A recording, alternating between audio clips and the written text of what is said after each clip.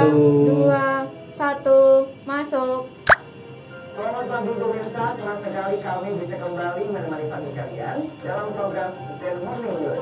Kita sapa dulu pemirsa di rumah, semoga Yang satu siap. ini ya.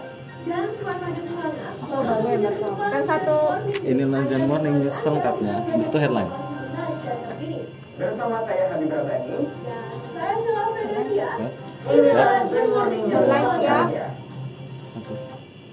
5, 5, 4, 3, 2, 1.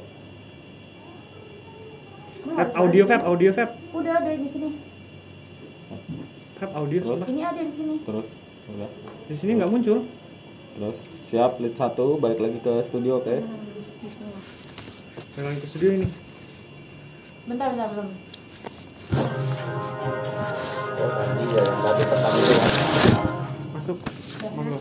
Lead 1 masuk. 3, 2, 1. Informasi pertama pemirsa, virus COVID-19 telah menyebar dengan cepat hampir ke seluruh negara. Hal ini mendorong pemerintah Indonesia untuk menetapkan dan mengambil kebijakan penanganannya. Siap, Dalam lead tahun 1. ini, berbagai kebijakan telah dibuat dan diperbarui. Lalu seperti apakah hasil dari kebijakan Kok mati? Sejak tahun 2020 hingga sekarang, pemerintah Indonesia telah menerapkan berbagai kebijakan menangani pandemi COVID-19, terlebih dalam sektor kesehatan. Hal tersebut tampak dalam pembentukan gugus tugas percepatan penanganan Upaya COVID-19 kebijakan melalui pemerintah keputusan selama pandemi. Presiden nomor 7 tahun 2020 tanggal 13 Maret 2020. Baterainya. Kebijakan umum Silakan, terkait Bu. penanganan COVID-19 ini dikeluarkan oleh pemerintah pusat pada semester kedua tahun 2020. Kebijakan tersebut memuat peningkatan disiplin dan penegakan protokol kesehatan, percepatan perubahan perilaku, larangan mudik di hari raya, serta penetapan program vaksinasi nasional. Salah satu kebijakan pemerintah yang telah diberlakukan yaitu penegakan protokol kesehatan. Kebijakan ini diterapkan di seluruh daerah. Kementerian Agama baru saja menerbitkan aturan mengenai protokol kesehatan yang harus dipatuhi oleh seluruh pihak yang mendatangi rumah ibadah. Hal tersebut diatur dalam Surat Edaran Nomor 15 Tahun 2020 tentang panduan penyelenggaraan kegiatan keagamaan di rumah ibadah. Peraturan baru. Peraturan yang wajib dilakukan antara lain beribadah dengan menjaga jarak dan batas maksimal jamaah, menggunakan masker, serta menyediakan tempat untuk mencuci tangan. Selain kebijakan untuk di rumah ibadah, tepat pada bulan Mei 2021, di mana umat muslim akan merayakan Hari Raya Idul Fitri yang identik dengan mudik. Pemerintah segera mengeluarkan larangan mudik.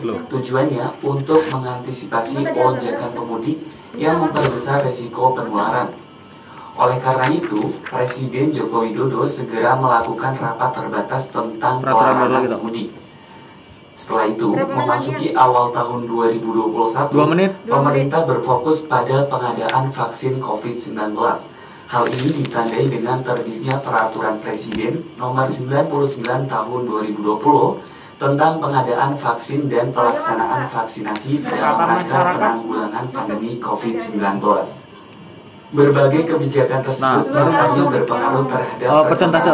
pelandaian kasus COVID-19 Pengaruh kebijakan terhadap di Indonesia. persentase. Tercatat mulai 2 Mei 2020 ketika Presiden Joko Widodo mengumumkan pasien 01 asal Depok, perkembangan kasus aktif di Indonesia meningkat tajam. Namun terus menunjukkan penurunan yang akan cukup drastis hingga Oktober 2020. Data menunjukkan per 1 Maret 2021 persentase kesembuhan di Indonesia meningkat sebesar 85,88% dari persentase kesembuhan dunia yang berada di 78,74%.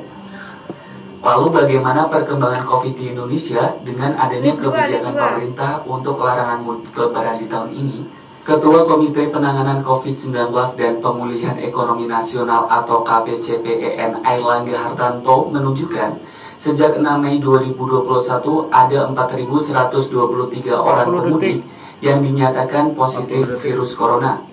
Juru bicara Satgas Penanganan COVID-19, Wiku Adhisa Smito mengatakan, bila larangan mudik ini tidak diberlakukan, maka peningkatan kasus positif COVID-19 akan melesat lebih tinggi dibandingkan saat ini.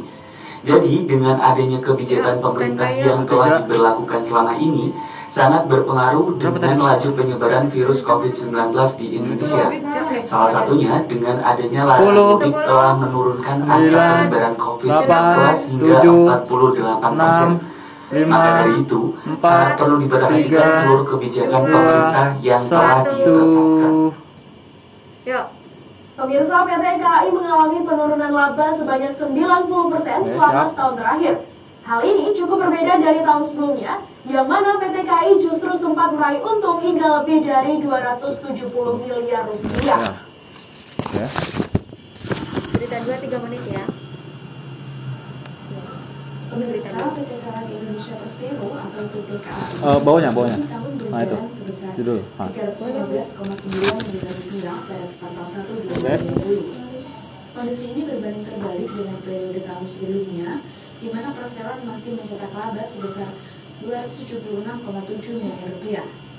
Berdasarkan laporan keuangan PT KAI yang diunggah ke Keterbukaan Informasi BEI, kerugian disebabkan tergerusnya jumlah pendapatan dari 5,3 triliun rupiah pada Nanti masuk 2 kali itu. menjadi 3,4 triliun rupiah pada kuartal 1 tahun ini. Vice President Public Relations tadi kita PTKAI kena karma Julius gara-gara mengatakan, ngetawain tergerusnya dia. pendapatan tahun lalu masih berlanjut. Habis berita kayak gitu. Pasalnya, okupansi penumpang masih 2 menit. belum seiring dengan diberlakukan Kerugian PT KAI akibat pandemi lagi toh. Bawahnya kita.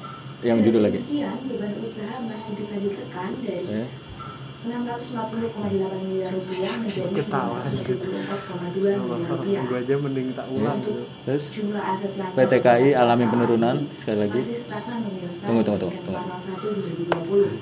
Stagnan. Masing-masing di kisaran 9,3 triliun rupiah dan 44,4 triliun rupiah, sehingga total aset pada kuartal 1 2021 sebesar 53,7 triliun rupiah. Mas Joko udah dimarahin. Dampak larangan mudik. Menurut Menteri Perhubungan Budi Karya Sumadi, Benar. akibat larangan mudik, Biar malu deh. jumlah penumpang moda transportasi kereta api mengalami penurunan hingga 90%. 1 menit lagi yang standby. Menurut pernyataan Kepala Stasiun Bojonegoro Supriyanto, untuk stasiun Bojonegoro sendiri terjadi penurunan penumpang Tadi kan hampir 70%. katanya seorang Meskipun larangan mudik sudah berakhir yaitu pada tanggal 17 Mei lalu. Sebaliknya, Sekali lagi pemirsa, kerugian PT KAI jumlah akibat pandemi. lokal setelah penerimaan mudik Lebaran justru meningkat hingga 100%. previewnya. Jumlah itu menurut perhitungan rata-rata penumpang yang berangkat dan tiba di stasiun Bojonegoro. Tercatat penumpang Oke, 30 detik ya. sebanyak 30 detik ya. 325 tiba di stasiun Bojonegoro 10 yang detik. sebelumnya hanya 200 Balik penumpang. studio. Perlu diketahui Hitungnya kelamaan. pemirsa, penumpang kereta api lokal tidak membutuhkan surat tes Genus. Hanya penumpang kereta api jarak jauh yang diwajibkan Sekali lagi untuk kali ya. memiliki surat tes Udah Genus 10 9 8 7 6 5 4 3 2 1. dari Bojonegoro. Belanja online kini menjadi gaya hidup baru. Di Yang samping penting kan pas kemudahan yang ngomongnya. ditawarkan, Itu juga namun bingung. sampah plastik dari kemasan belanja online itu menjadi masalah baru yang kian serius bagi lingkungan. Berikut liputan selengkapnya. Enak begini. Pandemi COVID-19 di Indonesia telah Berita berlangsung 3 selama menit lebih ya. dari 1 tahun. Tadi Berbagai Apa kebijakan ini? pun telah dilakukan Habis meeting untuk 1. meminimalisir tingkat penyebaran virus Yang corona 1 yang ini. 2 siap. Salah satu kebijakan yang dilakukan Peningkatan adalah penggunaan sampah plastik. pembatasan Yang bawahnya. Nah, itu. sosial Ingetin berskala Sheila besar untuk atau madep PSBB. ke kamera 2 nanti pas kamera 2 Melalui siap. kebijakan ini, masyarakat diminta untuk lebih banyak berdiam di rumah, Yang bagian Sheila. sehingga untuk Betul keperluan sekali, di luar harus rumah menjadi banyak perhatian masyarakat yang menggunakan jasa ojek online dan platform belanja online, baik ketika membeli makanan atau mengirim barang. Hasil riset TV menunjukkan transaksi belanja online berbentuk paket meningkat sebanyak pandemi COVID-19 di Indonesia telah berlangsung selama lebih dari 1 tahun. Berbagai kebijakan pun telah dilakukan untuk meminimalisir Lagi. penyebaran virus Peningkatan corona penggunaan ini. sampah plastik. Salah Ayo. satu kebijakan yang Slow. dilakukan adalah Slow, bro. menerapkan pembatasan sosial Enjoy, bro. berskala Enjoy, besar enjoy. atau PSBB. Melalui kebijakan ini, masyarakat diminta untuk Belajar lebih lah, banyak belajar. berdiam di rumah, Slow. sehingga masih untuk belajar. keperluan di luar rumah banyak Maaf. masyarakat yang menggunakan jasa ojek Salah banget, online dan platform belanja online. Nah, habis itu belanja online sebabkan peningkatan. Emang ada? Enggak ada ya? Tuh nih. Oh ini Hasil gaya riset hidup belanja itu online. menunjukkan transaksi belanja online berbentuk paket meningkat sebanyak 62%. Oke. Sedangkan belanja online berbentuk layanan antar makanan meningkat coba di-zoom sebanyak 47%. Peningkatan gaya hidup masyarakat terhadap belanja online ini Nah, segitu aja, membuat segitu aja, sampah jangan plastik di di-zoom. Indonesia semakin meningkat. Segitu aja, sorry ya. Karena Peringatan pengemasan sampah plastik paket-paket ya? tersebut Segitu aja. menggunakan Boleh, plastik dan bubble wrap Untuk yang lingkungan. notabene berbahan dasar Siap. plastik. Zoom mohon. Adanya peningkatan sampah plastik tentu saja lama. berdampak pada lingkungan Masih lama. sekitar. Masih 2 menit, masih 2 menit. Pun tidak hanya di permukaannya saja. Ya. Menurut salah satu aktivis lingkungan yang bernama Anissa Sofia, Anissa sampah Sofia, siap. plastik akan selalu menjadi masalah lingkungan karena sifatnya yang tidak bisa terurai. Kalau misalnya kita melihat data kan Baik. itu udah data banget kan, kayak ke lingkungan itu nanti bisa, kalau misalnya ke laut itu nanti bisa kemakan sama hewan laut, terus kalau misalnya bertumpuk, sebegitu bertumpuk, nanti akhirnya tanahnya jadi Habis ini upaya mengurangi dampak sampah plastik. Dampak dari sampah atas plastik tuh. pun Oke. sangat banyak dan akan berpengaruh besar terhadap kehidupan masyarakat. Oleh karena itu, seluruh lapisan masyarakat pun diharapkan untuk bisa mengurangi penggunaan plastik ini. Siap. Aktivis Anissa lingkungan Sofia lagi. bernama Anissa Sofia yang juga masih 1 berusia menit 20. muda juga memaparkan beberapa hal yang bisa dilakukan generasi muda untuk meminimalisir hal tersebut. Jadi dari bangun tidur itu yang bisa dilakukan oleh anak muda, pertama dia sadar Saya balik dulu studio sih habis ini. apa yang Yoi. um, Habis ini tis. misalnya mulai dari Dia ngasih kan. dia menghabiskan air minum.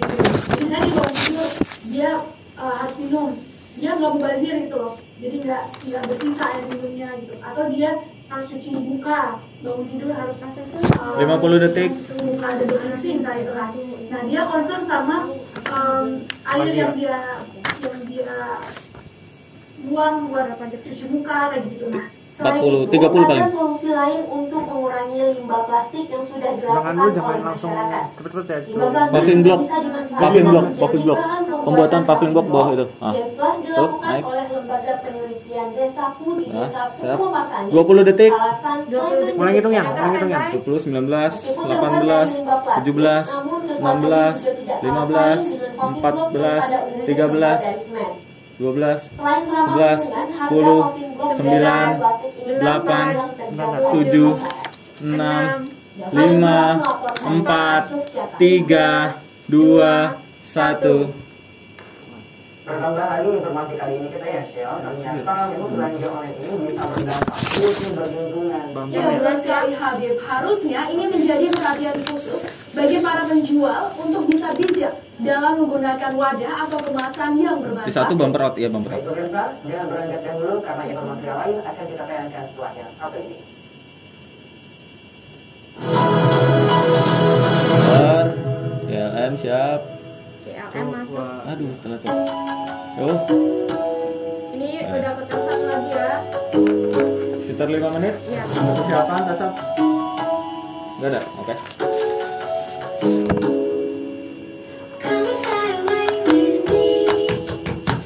Santai ya.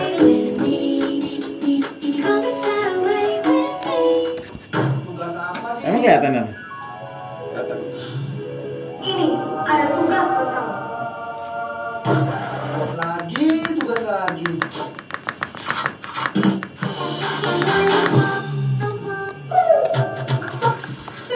Iya sih ya. Kenapa sih ya? Ya Kak, 15 detik. Kok bisa? Gara-gara pada buang sampah sembarangan. Lah,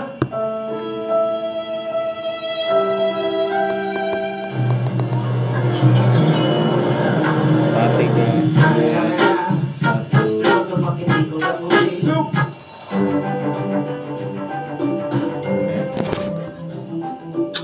Sudah berapa banyakkah energi listrik yang kita buang hari ini? Seperti yang dilakukan setiap saat, mengecas HP dan laptop kalau sudah full, menyalakan TV ditinggal tidur, kipas angin tinggal menyala, lampu kamar tetap menyala ketika ditinggal pergi, Emang udah di dan sharing masih belum banyak sih? lagi. Bayangkan, berapa banyak energi listrik yang sudah kita buang tanpa disadari? Daripada kita membuang banyak uang dari listrik yang tidak digunakan, kita dapat membatasi diri kita untuk menggunakan listrik sesuai kebutuhan. Dengan itu, kita bisa menggunakan uang tersebut untuk keperluan yang lebih bermanfaat. Dengan menghemat listrik, Siapa ya, 20 detik? kita bisa menghemat 10 hingga 30 ribu Nggak. rupiah setiap bulan. Itu ngeganti. Uang tadi dapat kita gunakan 17, 15. Masih lama kok. makan, nongkrong, menabung 13, 12, 11, 10, kita kan dan juga 9, ayo 8, mulai sekarang hemat listrik. 4, 3, Pesan nanti TV langsung bukan jadi. 1. Ya.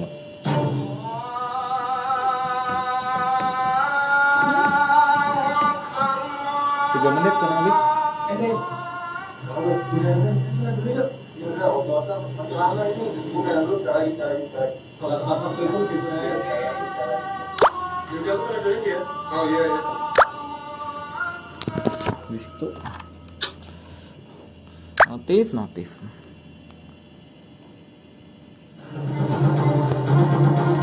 Main apa sih itu? 11, 12.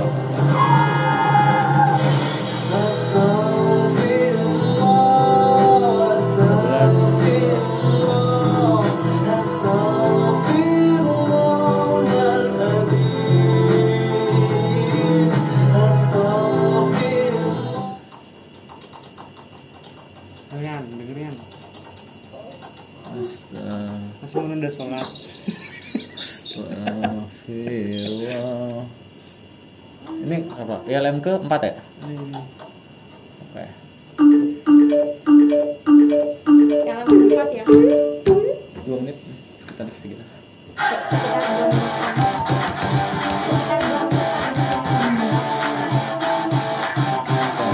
Itu yang nyalon jadi presman ya? Kayak gitu kan sih? ILM 4 sisa 1 menit 20 paling. Ya, 1 menit 20.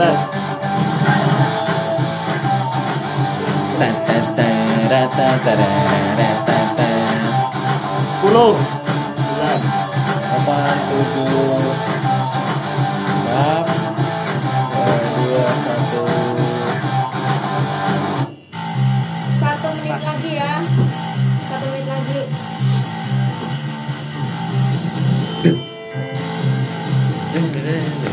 Bagus tuh editannya. Editor berkelas. gak ada jedek-jedek bro. Asik.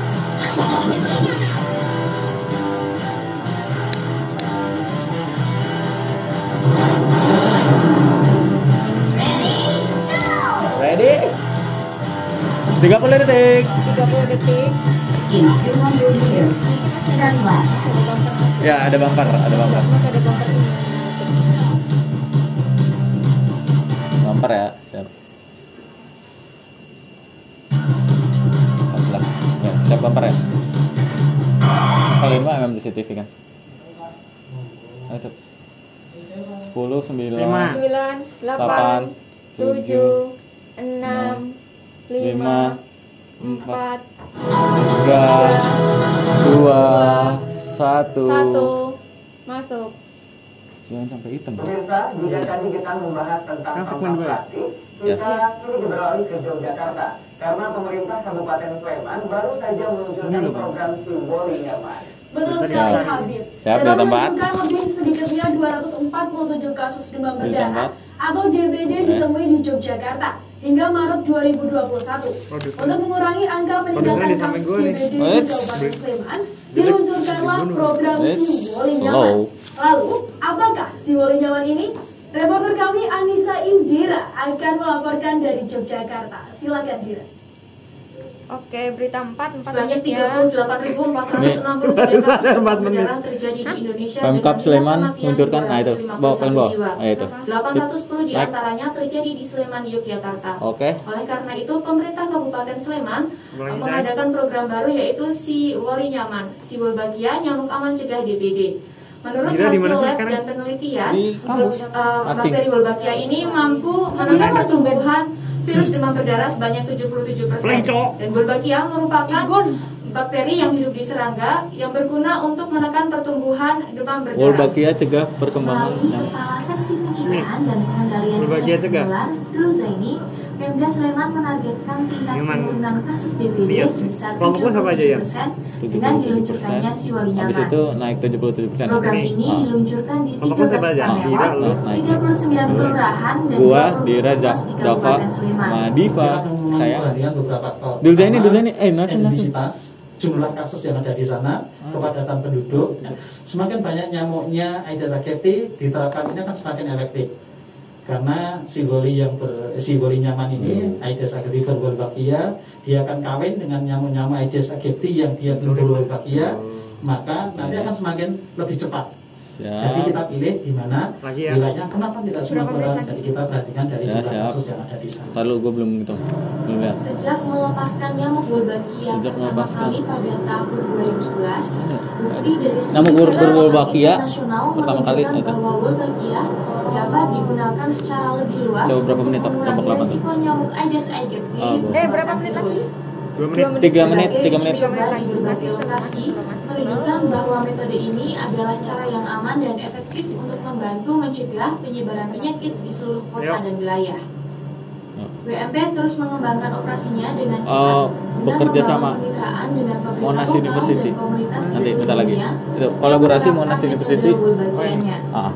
Wet Mosquito Program atau WMP Yogyakarta merupakan kerja kolaborasi antara World Mosquito Program Monash University, Universitas Gajah Mada, dan Yayasan Tahia. Mini launching ya? Metode yang Wolbachia cegah aja. Wolbachia cegah perkembangan. 2017 di 35 kelurahan kota Yogyakarta terbukti berhasil menurunkan 77% kasus DBD. Baik pemirsa, saat terus ini mini saya launching sedang di berada Sendang di Tirto Puskesmas Berbah, tepatnya di Sendang Tirto, dan di sini sedang diadakan mini launching program Si Woli Nyaman yang dihadiri oleh perwakilan WMP, Polsek Berbah, dan juga orang tua asli dari Si Woli Nyaman nanti. Bandara. Acara di Sendang Tirto Kepanewan Berbah Sleman ini dihadiri oleh Kepala Target Desa penurunan Sarjono, lagi. Kapolsek Berbah Kompol Eko Wahyuni, perwakilan Dinas Kesehatan Nur Hasanah, dan perwakilan orang tua asuh program Si Woli Nyaman. Siap Sarjono. Kepala Desa Sendang Tirto, Sarjono menyatakan warganya memberikan respon yang cukup baik untuk program Si Woli Nyaman ini. Sementara ya bagi yang belum tahu, wah nanti kalau nyamuknya banyak, siapa ya ini? Banyak penyakit ya. Berapa menit lagi Pak? Sampaikan pada Pak Duko oleh Wakapolres dan 1 menit. Nah itu baru menyadari warga kami. Terus habis itu ini penyerangan ember ya? Penyerangan ember. Setelah melaksanakan mini launching, perwakilan atau kader WMP mulai bergerak menuju kediaman orang tua asuh Si Woli Nyaman. Nantinya, mereka akan memelihara bibit nyamuk Wolbachia ini selama 6 bulan dan akan dilakukan monitoring Narsum setiap 14 Yuski hari Taufikur. sekali. Hitungin 50 Ember detik. yang berisikan telur 50 detik ya. diberi kurang lebih sebanyak setengah liter air sebagai tempat bertelurnya nyamuk. Ember nyamuk kemudian diletakkan di samping rumah ataupun belum muncul, belum ya? Bentar, abisin ya. Hari ini sebenarnya kita siap, 30 detik ya. Kepanewan Berbah. Tidak semua kelurahan, minus 1 kelurahan kita hanya di kelurahan Tirto, Tegal Tirto dan yang tadi tuh ketiga kelurahan itu kita sudah bagi menjadi 18 tim. 20 detik. Jadi mereka berjalan sekitar 3 atau 4 dukuh per timnya. Program ini merupakan lanjutan dari program sebelumnya yaitu PSN atau pemberantasan sarang nyamuk dan juga SARI, yaitu Sarang Rumah Satu Jumantik. Dari Yogyakarta, Anissa Indira melaporkan untuk 4, 3, 2, 1. Tahun 2020 ujian diganti menjadi asesmen kompetisi minimum. Dengan ini pendidikan Indonesia segmen 2 berita 5 dalam ujian nasional. Segmen 2 berita 5. Dunia pendidikan Indonesia terus berubah. Hingga pada 7 Oktober 2020 silam, melalui akun YouTube Kemendikbud, Indonesia kubur ujian Pendidikan Nadiem Makarim menegaskan bahwa UN akan diganti menjadi Asesmen Kompetensi Minimum atau AKM pada tahun ini. Menilik dari pengalaman lalu, praktik korupsi yang menjamur ketika pelaksanaan ujian nasional merupakan rahasia umum. Maka asesmen nasional diharapkan mampu menjadi batu loncatan dalam usaha menumpas budaya korupsi dalam jajaran pelaku pendidikan. Sektor pendidikan masih kerap menjadi sasaran tindak korupsi. Dari hasil pantauan Indonesia Corruption Watch atau ICW pada tahun 2016, korupsi pada sektor ini mencapai 1,3 triliun rupiah. Sementara penggelapan dana menjadi modus yang sering dilakukan oleh jajaran pelaksana pendidikan. Salah satunya adalah kasus kebocoran uji jawaban pada UNBK. Data dari Kompas mengidentifikasi 4 lapisan pelaku korupsi dalam dunia pendidikan adalah guru, kepala sekolah, dinas pendidikan, dan departemen pendidikan nasional. Bahkan koordinator pemerhati pendidikan Kepolisian Indonesia, Ubaid Matraji menyampaikan, ujian nasional tidak memiliki relevansi dan urgensi untuk dilakukan kembali. Cari aman dulu aja deh. Pakar pendidikan Indra Karismiaji juga mengatakan, kebocoran soal USBN membuktikan kualitas manusia Indonesia yang buruk, sehingga wajar apabila banyak pejabat yang korupsi, karena saat proses pendidikan pun praktik korupsi telah merajalela. Korupsi itu awalnya dari sekolah. Ya buktinya kan ini. Justru para guru, para pendidik, orang tua yang mendorong anak untuk berkurang hanya demi lulus yang kualitasnya, artinya dia lulus tapi kemampuannya tidak mencapai. Kenapa ini? Kesalahannya di mana? Maka dari itu, asesmen nasional diluncurkan sebagai usaha perubahan dari kebobrokan penyelenggaraan ujian nasional. Asesmen kompetensi minimum diharapkan mampu menjadi cermin pendidikan di tiap sekolah. Sementara, peserta asesmen kompetensi minimum berasal dari seluruh satuan pendidikan dan dipilih sampel secara acak dari sekolah. Maka tidak semua murid melaksanakan AKM. Nantinya peserta asesmen nasional akan melaksanakan tes, literasi membaca, numerasi, survei karakter, dan survei lingkungan belajar. Kok bisa ya? Nantinya laporan akan digunakan sebagai alat refleksi padahal di sini pas ya? Untuk perbaikan pembelajaran. Di sini enggak loh. Adrian. Untuk itu Kemendikbud mengeluarkan kebijakan asesmen nasional yang dirancang tidak hanya sebagai pengganti ujian nasional dan ujian sekolah berstandar nasional, tetapi sebagai penanda perubahan paradigma tentang evaluasi pendidikan. Hingga kini, paradigma pendidikan Indonesia masih mengacu pada kemampuan kognitif siswa. Maka dari itu, konsep asesmen nasional menilai kemampuan kognitif siswa. Hal ini bertujuan agar siswa yang berbakat pada bidang tertentu seperti olahraga, menari, melukis, dan sebagainya berapa detik ini? Dengan bidang lainnya. Kepala Biro Kemendikbud Toto Suprayitno menyampaikan, prinsip asesmen nasional adalah penerimaan siswa dipertimbangkan dari semua kemampuan siswa. Iya, penutup dulu lah. Untuk masukkan. Ada sekolah yang utamakan perlu segmen 3 dulu. Segmen 2 nggak ada tes.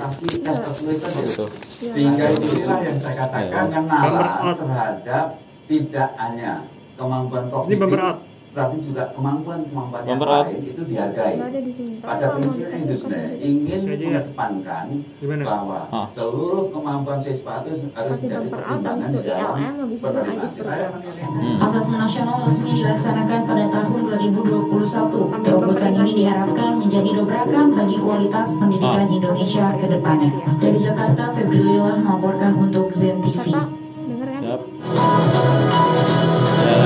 Siap. Belum. Ini ILM masuk. Oke. Terus gimana? Terus apa? Terus ID program. Ini ID program. Duh, ini nih yang agak deg-degan lagi nih gue. Slow. Enjoy bro. Dan panik bro. Ini loh.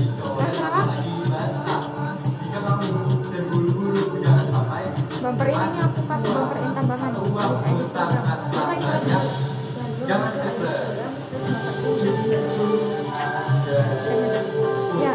Kalau udah ada ID program nggak usah bumper in. Nggak usah kalau udah ada ID program. Kalau udah ada ID program nggak usah bumper in. ID program aja. Masuk ya? Iya, nggak jadi. Masuk. Siap. Tukeran aja ILM sama ID program. Nama gue Herlambang, anak badan gue pernah gendut, gue jadi korban komisioner. Kata-kata seperti gendut lo, kapan lo kurus? Itu udah biasa buat gue. Gue mau marah juga gak bisa dibilang baper malah.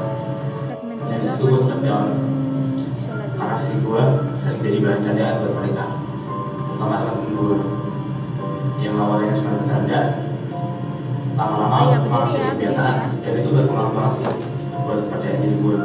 Sampai akhirnya gue mutusin buat mulai berubah, dan ternyata berhasil. Gue ngelakuin apa yang kata-kata mereka gue gak bakal bisa. Dan untuk kalian semua yang mengalami hal seperti gue, bisa gue cuma satu: prove them wrong. Percaya sama diri lu sendiri bahwa hal itu bisa berubah. Gue yang lapang, stop pollution. Siap, ganti tuh. Siap ganti.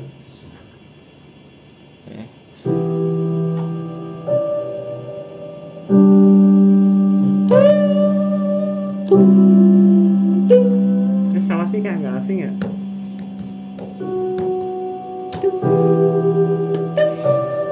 Segmen 3 ya, paling susah. Abis ini IDIS program aman ya? Hah? Aman ya buat pindah ke IDIS programnya? IDIS program dulu. Abis ini ya? Abis ILM habis IDIS program. Terus masuk segmen 3. Siapin dulu. Santai aja. Slow dan panik. Kata Adrian santai aja. Slow dan panik kawannya. Don't worry, enjoy your life. Jangan main HP.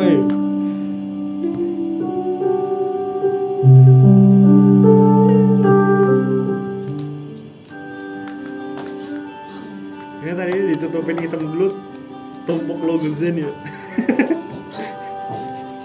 Tutupin hitam, tumpuk logo Zen.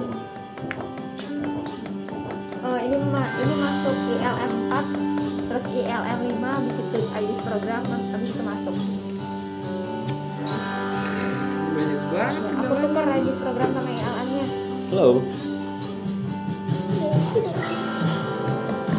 Halo, ada apa? B nih mana?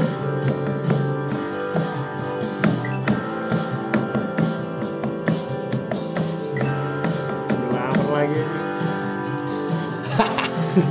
Slow bro, 20 menit.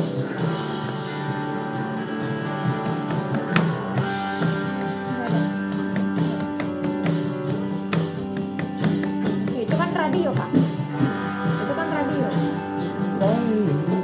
Bos, ini emang lama, yang lama 2 menit itu loh. Iya. 1 menit 30 detik.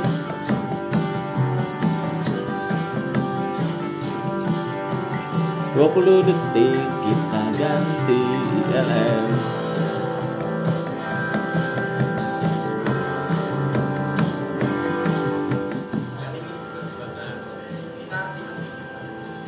Masuk ILM 5 ya, siap-siap. Habis ini IDIS program. Sekitar 1 menitan. Sekitar 1 menit. Gak apa-apa sih kok, daripada kurang. Apa iklannya? IDIS program kan? IDIS program. Berapa? IDIS program berapa detik? 14. Bisa lah itu. Countdown-nya mulai dari IDIS program aja. Ini sumbernya aja nggak jelas nih. Itu yang lihat banyak. Like sama acaranya juga banyak. Mantap kok. Masa bisa kok. Iya, sumbernya nggak jelas. Beneran ini mah. Oh, Beneran. udah deh, jelas. Aku cari aja nih ya. Mari. Jangan sembarangan bagi juga yang masih smart tidur. Hati-hati ada tindak-tindakannya loh. Semuanya udah diatur dalam Undang-Undang ITE nomor 11 tahun 2008. Mari tuh. Iya, oke. Nggak dulu enggak. Sudah. Lain kali lebih hati-hati. Cuaca dulu ya? Oke, cuaca dulu. Terutama tentang kita yang masih smart tidur. 30 detik lagi ya kak. 11, 10. Enggak, IDIS itu dulu. IDIS program dulu.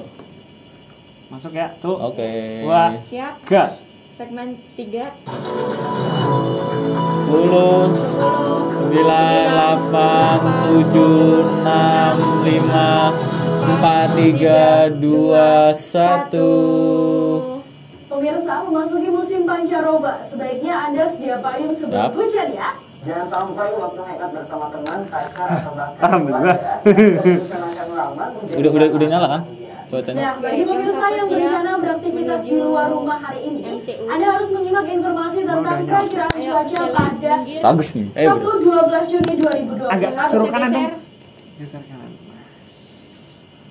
Dari hasil pantauan BMKG terdapat potensi hujan dengan intensitas Kurang kanan lagi. lebat disertai kilat dan petir yang berpotensi terjadi di wilayah Bengkulu, Sumatera Selatan, Lampung, Banten, Jawa Barat, Sulawesi Tengah, Sulawesi Tenggara, serta wilayah Maluku, Papua, dan Papua Barat. Inilah Selain pokoknya. itu, terdapat juga potensi hujan disertai kilat dan angin kencang yang juga berpotensi di wilayah Banten, DKI Jakarta, Yogyakarta, Jawa Tengah, Jawa Timur, dan juga Maluku.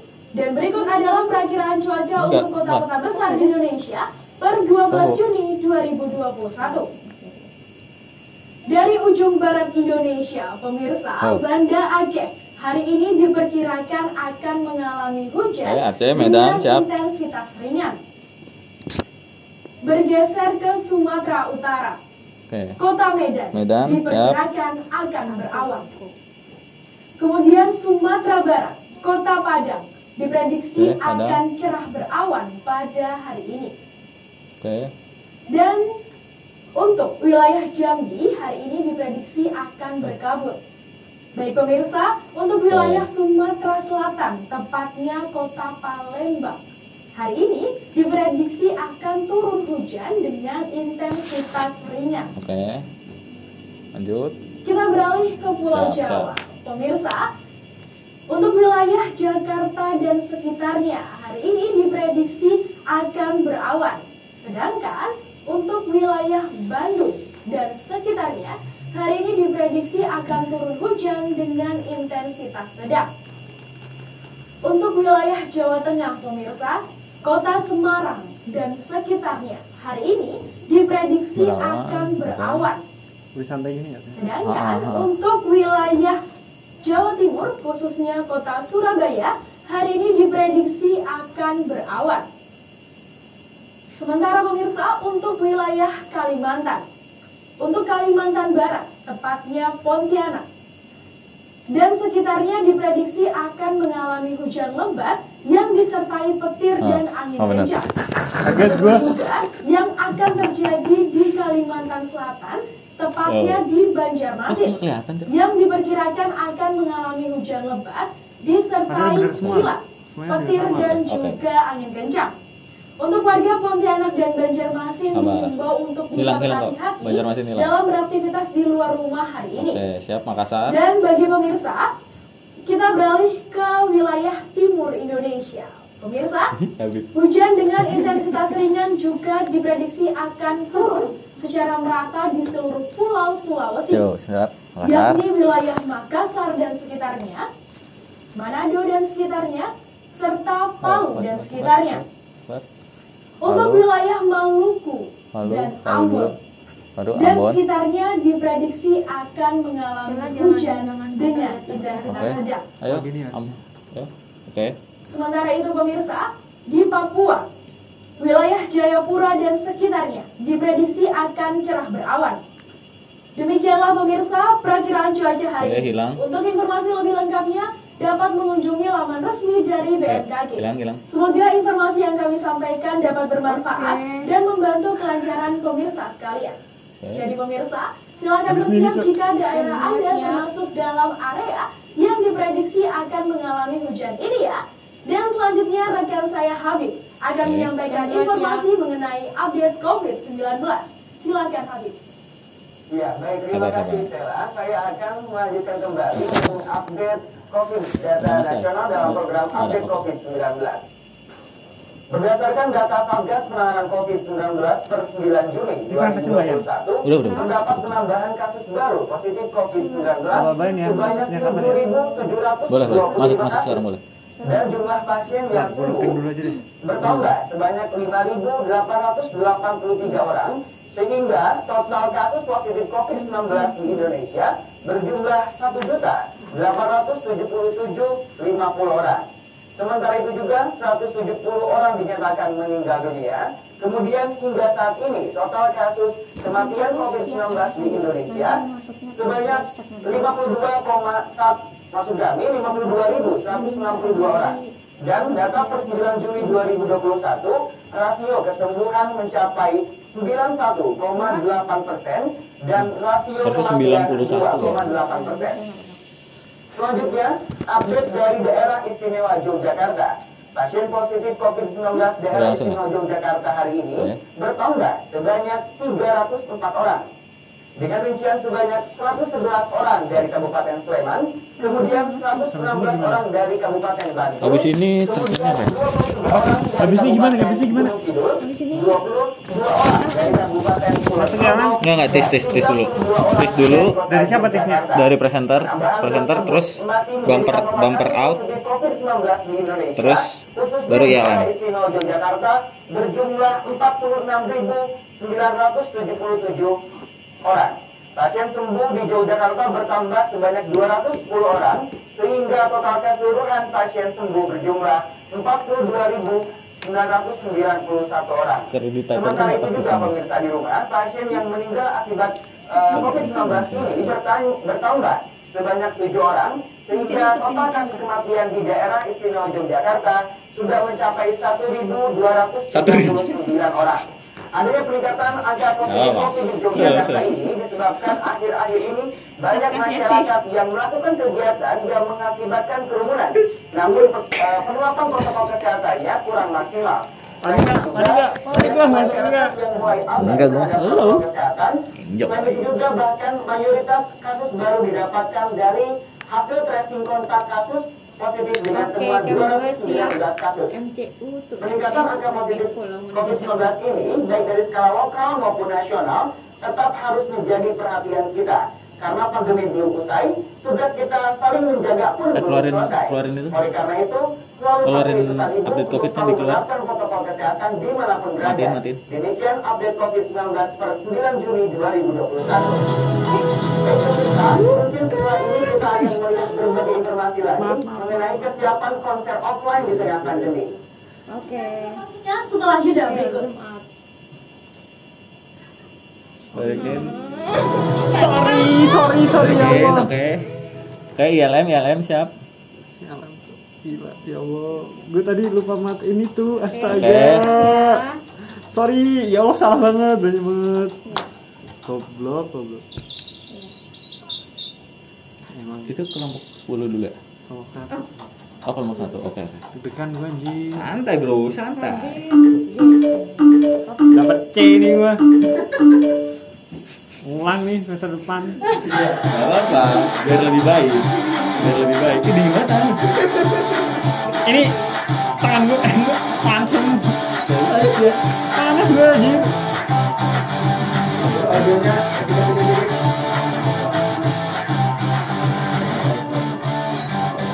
Udah prepare banyak banget.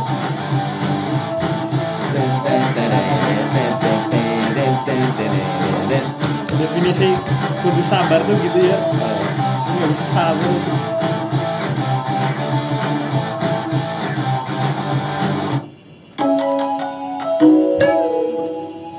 Kenapa jadi bego gitu dah? Biar nggak panik. Maksudnya kan dia hafal Mas Arif, mati gua. Produser koplo. OBS-nya tolol gitu. OBS panik. OBS-nya panik lah anjing. Harusnya dibantuin. Itu next level, Bro. Habis ini bumper in ya. Di LM 3. Hah?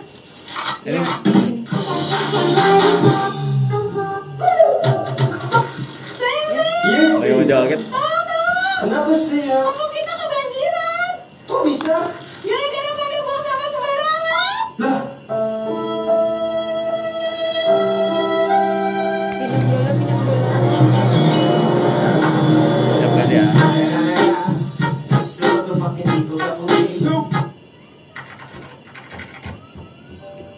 Nama gue Lambang, karena badan gue pernah gendut. Makin secure mulu.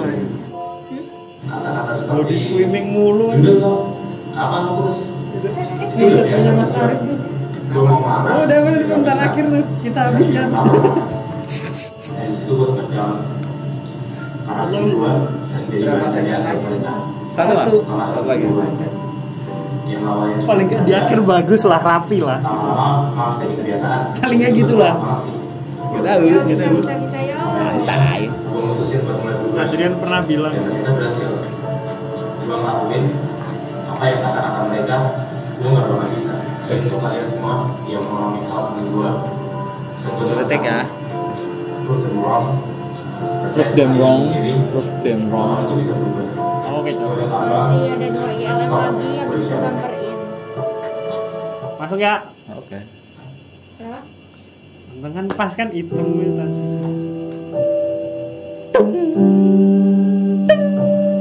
Neng kena mental itu ya kan? Yang nulis di sosmed tapi kena mental. Santai, ini masih 1 jam.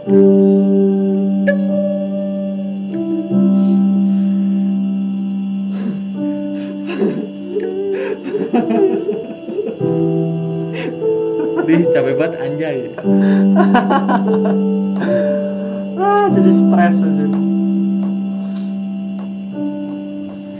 Abis ini Kenzo dibawa ke kelasan lagi kan? Was dulu bro. Udah kena mental nih. Panik gak? 2 masuk. Ini masuk apa nih? Bumper. Bumper berapa 5 detik ya? Bumper apa IDS program? Bumper. Presenter siapa ya? Ini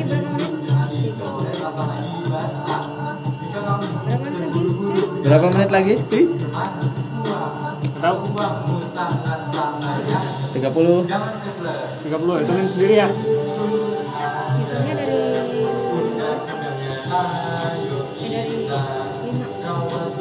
yang iklan. Dari 10 itu. Oh tuh. 10, 13, 12, 11, 10, 9, 8, 7, 6, 5, 4, 3, 2, 1. Lu tadi harusnya ini dulu, lu ditambahin 5. Gue ngitungin saya. Ya betul sekali Habib. Siapa yang tidak rindu akan suasana konser di Indonesia? Pandemi yang belum selesai membuat konser di Indonesia bahkan seluruh dunia lumpuh. Lalu bagaimana cara para musisi menyesuaikan kondisi saat ini? Selengkapnya akan disampaikan oleh Paramita Dewi. Oke, 3 menit. Berita 6. Performance musik yang identik dengan musik dan juga staging di arena digantikan secara Bisa. Wah parah berita Febri doang. Berita Febri doang.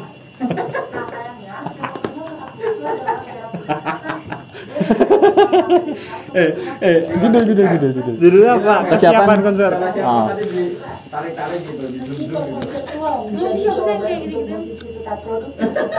Gue nggak tahu apa Pak. Tetapi siapa yang gitu bilangin atasnya dikit kurang karena tidak bisa berinteraksi. Jadi keinget sesuatu. Persiapan musisi. Musisi Sakadik yang mengatakan dari segi vibes ada perbedaan signifikan antara perform daring dan juga persiapan musisi. Untuk pilih Sakadik online pastinya pilih yang offline ya. Thrifting. Karena ketika offline itu vibes-nya antara artis sama fansnya itu connected gitu. Hendri Wijayanya masyarakat. Iya, konser itu yang dicarikan vibes-nya. Jangan kebalik.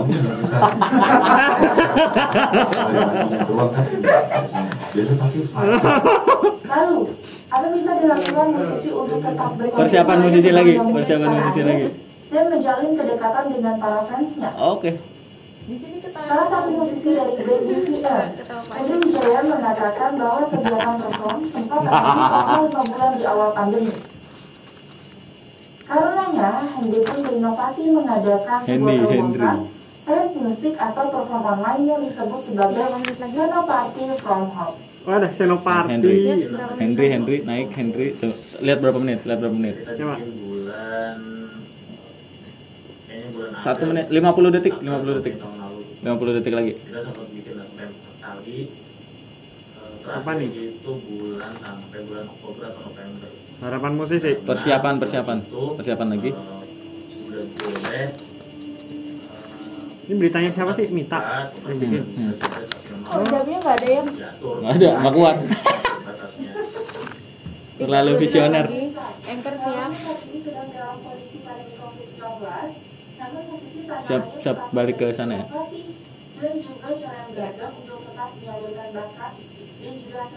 Siap balik ke presenter. 15 detik. 10 bilang ya.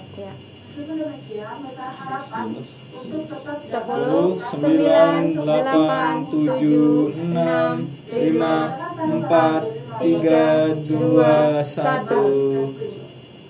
Oke, saya ada informasi terbaru nih buat kamu. Apa itu Beb kalau boleh tahu? Kamu kan termasuk penggemar drifting kan? Nah itu yang lama deh kayaknya. Ada informasi penting. Sabar ya, jangan di-play dulu. Kita lebih waspada saat berbelanja drifting. Ceritanya Oh ya, waduh, padahal drifting kan adalah jalan ninja nih buat racing tanpa bikin kantong kering. Nah iya, betul banget. Bagaimana kalau kita ajak pemirsa di rumah untuk melihat informasi yang satu ini? Asik ya. Guna mengikuti tren berpakaian, drifting atau membeli pakaian bekas ini menjadi tren siap ya toh. di kalangan anak muda. Namun dibalik maraknya Berikut liputannya untuk Anda nanti. Berikut liputannya hanya untuk Anda. Berpenampilan menarik merupakan cara bagi sebagian orang Kan enak. Giliran gini tuh enak gitu. Celana dan sepatu yang sesuai selera adalah opsi. Pilihan tersebut dapat terwujud dalam berbagai toko yang menjajakan barang bermerek dan terkenal di seluruh penjuru dunia, sehingga kepercayaan diri di tengah masyarakat. Nanti sabar. Namun bagi orang-orang yang menamakan dirinya sebagai fashion star, kini mereka dibanjakan dengan dilanjut ya. lain Thrifting memburu baju bekas. Jadi boleh. Thrift shop atau lapak penjualan baju bekas saat ini sedang diminati oleh para kaula muda dan dapat ditemukan di mal dan toko luring maupun daring. Dengan begitu penyebutan kata thrifting menjadi hal yang tidak asing didengar. Thrifting adalah sebutan untuk aktivitas pencarian baju-baju bekas. Hal ini menjadi langkah yang dilakukan lantaran pakaian yang jika dijual dalam kondisi baru memiliki harga yang mahal. Dengan 3 menit ya. Jejak si Ervin. Sebetulnya tren ini sudah ada sejak abad ke-19. Thrifting oke. Bisa seto. Sehingga masyarakat memiliki pemikiran bahwa pakaian adalah barang sekali pakai. Habis ini polemik thrifting. Jauh setelah era itu vokalis Nirvana Kurt Cobain tunggu sampai namun flanel, celana robek hingga kemeja bolong-bolong yang laku di pasaran. Hal ini dikarenakan para penggemar ingin mengikuti gaya berbusana sang idola. Kemarin kaum milenial terhadap fashion tahun 80 hingga 90 pada era ini membuat kegiatan membeli baju bekas kian diminati. Polemik thrifting. Hal ini bukan tanpa masalah. Pakaian bekas ini tidak baik bagi tubuh manusia karena berbahaya bagi kesehatan. Dan perdagangan melalui bahaya thrifting bagi kesehatan. Polemik thrifting. Habis polemik thrifting, bahaya thrifting bagi kesehatan. Nanti tuh, itu nanti. Polemik thrifting aja dulu. Muncul ulang-ulangin aja. Ambil dari pasar Senen Jakarta mengandung berbagai bakteri berbahaya. Umumnya terdapat berbagai cara penyebaran. Habis ini narsum, Yosafin Arum. Salah satunya mikroba jenis kapang. Meski baru satu jenis mikroba kapang yang diidentifikasi, namun mikroba jenis kapang dapat menyebabkan penyakit kulit dan pernafasan. Yosafin, siap. Habis itu bahaya thrifting bagi kesehatan. Sehingga sebelum dicuci pun spora itu mungkin sudah masuk ke tubuh kita gitu. Tidak hanya itu, pakaian bekas juga bisa menjadi media penularan penyakit herpes simplex. Ya, bahaya thrifting, naik. Gejalanya berupa muncul gelembung cair seperti cacar pada kulit. Habis itu polemik tidak berhenti, nanti dampak thrifting bagi ekonomi negara. Maka dapat menularkan polemik lagi itu ke orang lain. Tunggu polemik. Dampak thrifting bagi ekonomi negara. Nah, dampak thrifting bagi ekonomi negara. Ternyata thrift shop ini juga memiliki dampak terhadap aspek yang lain. Jika pakaian bekas diperoleh melalui impor, ini sudah termasuk dalam kegiatan penyelundupan karena sudah menyalahi Undang-Undang Nomor 7 Tahun 2014 tentang perdagangan. Ini ya thrifting. Pada pasal 47 ayat 1 boleh. mewajibkan naik sekali lagi boleh. Barang baru dan hal ini bertolak belakang dengan aspek ekonomi. Oke, habis itu solusi untuk permasalahan ekspor termasuk pajak dan retribusi. Dilihat dari aspek sosial dengan mengimpor pakaian bekas. Tunggu, habis kalimatnya. Potensi terkhusus di bidang tekstil. Naik. Dengan demikian pemerintah perlu lebih tegas lagi dalam memberikan pengawasan bagi. Siap, itu berapa detik? 20 detik. 20. Distributor juga memiliki tanggung jawab untuk memilah setiap barang yang layak untuk dijual sehingga pembeli terhindar dari penyakit. 10, 9, 8, 7, 6, 5, 4, 3, 2, 1. Masuk. Menarik dan penting juga untuk kita ketahui ya pemirsa, bagaimana memilah barang thrifting. Saya juga ada informasi yang tidak kalah menarik nih, Bim. Sekarang kita bisa olahraga ditemani coach yang kompeten tentunya dari rumah saja alias online. Durasinya dari 57 menit. Apa-apa. Tentu Bim, menjaga kondisi dan kebugaran tubuh di saat pandemi COVID-19 sangatlah penting. Namun, aturan untuk tetap di rumah saja tidak menjadi penghalang bagi kita untuk tetap berolahraga. Habib masih ngomong. Nah ini, bentar lagi, siap. Kita 8. Mulai dari kelas olahraga online hingga menggunakan aplikasi. Sekarang, habis nih. Nah. Berikut liputannya untuk Anda. Yuk, masuk dari 8. 4 menit. Iya. Judul. COVID-19 membuat jumlah kesadaran masyarakat Olahraga akan berolahraga online tren meningkat. aman di masa pandemi. Sesuai dengan rekomendasi WHO, olahraga di tengah pandemi bertujuan untuk menjaga kondisi tubuh. Kenapa di segmen terakhir baru cakep ya? Karena panik dong. Ada banyak beragam olahraga Oh, isolasi nggak? yang dilakukan saat di rumah saja. Bentar kan? Salah satunya melalui aplikasi digital. Adjust salah satu platform pemasaran aplikasi. Digitalisasi jadi media olahraga di masa pandemi ini, Yan. Kesehatan dan fitness Ya. di seluruh dunia meningkat 67% selama pandemi. Kelas online jadi pilihan ya? Survei konsumen Indonesia oleh McKinsey juga menunjukkan kenaikan dari 35% menjadi 69%. Gue masuk ya ini ya, kelas online ya. Tunggu, belum. Di sini belum. Startup olahraga lokal asal Startup olahraga mana sih? mengalami peningkatan pesat Peningkatan pasca COVID-19 baru kelas olahraga online. Nah, kali ini ada. Nah, kali ini ada kelas olahraga online yang menjadi olahraga paling digandrungi selama pandemi. Kelas olahraga ini dapat diakses melalui platform Instagram, Facebook, YouTube, dan juga platform online lainnya.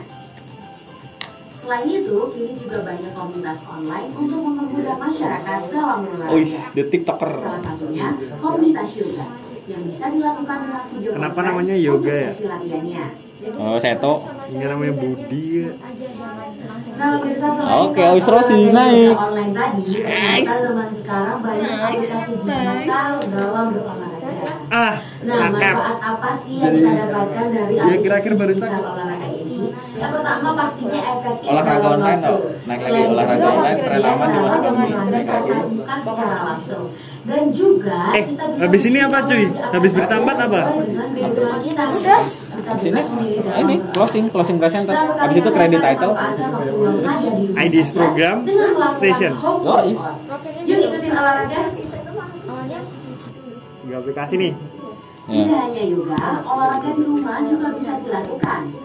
Seperti workout, lari, jogging. Gue deg-degan anjir kalau gila terakhir. Nah, naik rekomend tiga aplikasi. Dengan kapasitas tubuh masing-masing ya. Nah, ini nih. Nah, kali ini Zen sudah merangkum 3 rekomendasi aplikasi yang dapat digunakan selama olahraga di rumah. 1 menit 20 detik. 30-day fitness challenge workout at home. Aplikasi ini memiliki fitur di antaranya proses latihan yang akan terekam secara otomatis, jadwal berolahraga, panduan latihan lengkap berupa video, dan juga kita bisa membagikan olahraga kita ke akun sosial media. 1 menit ya. 2. Home workout equipment. Aplikasi ini membantu olahraga sendiri tanpa menggunakan alat dan tanpa perlu membayar personal trainer. Personal trainer. Ini juga bisa menyesuaikan level latihan sesuai dengan kemampuan. Lagi deh. 3. Better Me, weight loss workout. Durasi berapa tuh? 30. 30. Karena jenis latihan yang tersedia lebih mengarah ke pengecilan ukuran 30. bagian tubuh tertentu. 9. 28, 27, 26, 25, 24, 23, 22, 21, 20, 19, 11, 17, 16, 15, 14, 13, 12, 11, 10, 9, 8, 7, 6, 5, 4, 3, 2, 1. Pemirsa, berita tadi sekaligus menjadi penutup beragam informasi yang sudah kami rangkum hari ini. Tetap update informasi terkini melalui website kami di zenmetwordpress.com, sosial media Instagram @zenmedia.com, dan kanal YouTube kami di Zen Media Network. Cam 2 Terima siap. kasih pemirsa telah bersama kami selama 1 jam ini dan selamat melanjutkan aktivitas kembali dan jangan lupa untuk tetap mematuhi protokol kesehatan. Kalau udah selesai ngomong aja baru muncul Selamat menikmati tayangan lain dari kami, tentunya hanya di Zen TV. Together we like the nation. Sampai jumpa.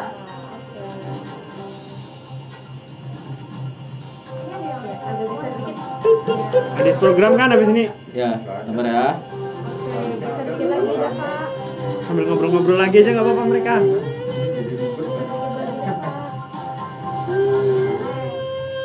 Nanti ada terima kasih kepada baru. Masuk ya. Oh, tunggu. Satu lagi. Oh.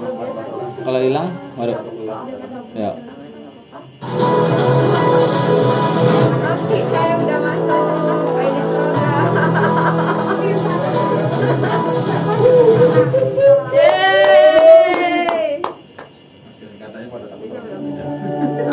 Ini Clapper kayaknya keren nih. Iya, nggak usah. Jangan.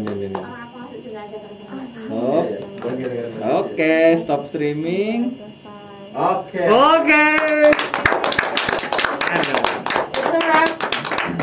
Hurry. Lumayan Pak. Hurry. Jurnalis berita. Siapa? Lu ya? Siapa jurnalis berita? Ada tadi dia ngomong. Hore. Tas dulu dong. Ya oke. Tas dulu dong. iya, tangan aku masih dingin. Hore. Selesai.